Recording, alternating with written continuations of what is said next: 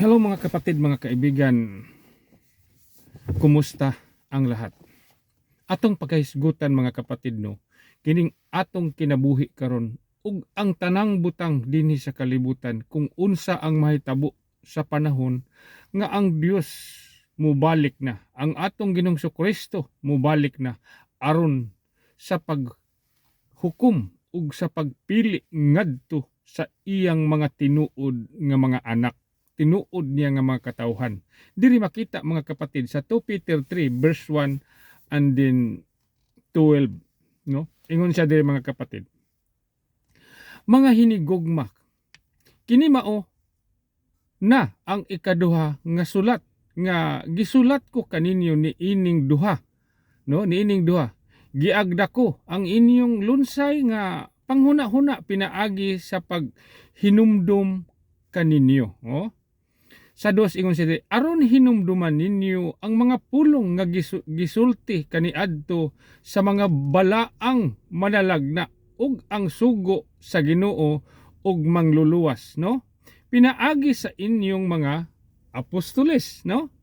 Sa 3 ingon siya diri, sa hibaluan ninyo una kini nga sa katapusan sa mga adlaw mangabot ang mga mayubiton nga may pagyubit nga magasunod sa ilang kaugalingong mga kailibgon.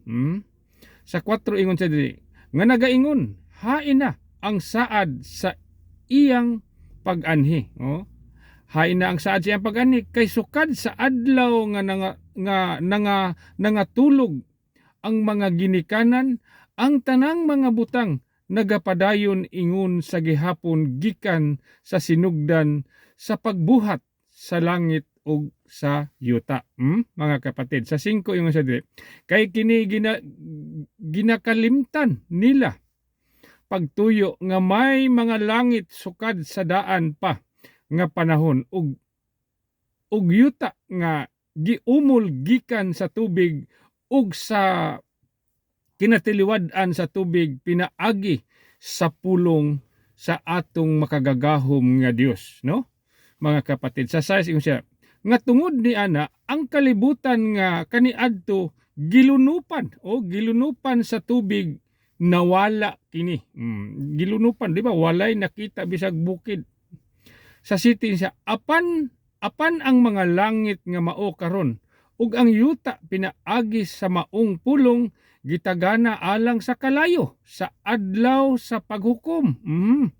Og sa paglaglag sa mga tawo nga dili Dios nun. Dili Dios nun, magbantay ta ha. Sa 8 ingon siya diri, apan mga hinigugma, ayaw ninyo paghikalinti kining usa ka butang nga ang usa ka adlaw sa atubangan sa Ginoo nga atong Dios ingon sa usa ka libo ka tuig. Og ang usa ka libo ka tuig ingon ra sa usa ka adlaw. Mao na mga kapatid, no? Mao na ang saad ug pulong sa Dios. Sa 9 ingon siya, ang Ginoo dili magalangan, dili na maglangan ang Ginoo. Mahitungod sa iyang saad ingon sa paglangan sa gihuna-huna sa uban, apan siya may pagka mapailubon, may pagka mapailubon. Alang kanato, alang kaninyo mga igsuon, sanglit dili buot nga may bisan kinsa nga mawala pagkanindot, kundili nga ang tanan makadangat sa paghinulsol. Kinahanglan maghinulsol gyud mga kapatid no sa atong mga kalapasan, mga sala. Sa 10 ingon sa diri, apan ang adlaw sa Ginoo moabot ingon sa usa ka kawatan. Nga unya ang mga langit moagi sa dako gayud nga dinaguok ug ang mga butang sa kalangitan mga tunaw sa hilabihang kainit sa siga ug pagasunugon ang yuta ug ang mga buhat nga ani-ani ini. Sa 11 sanglit kay pagatunawon kining tanan mga butang, no? Pagatunawon kining tanan mga butang, unsa man ang pagkakinahanglan, gayud nga magpuyo kamog magpuyo kamo sa balaan nga kinabuhi ug pagka-Dios nun.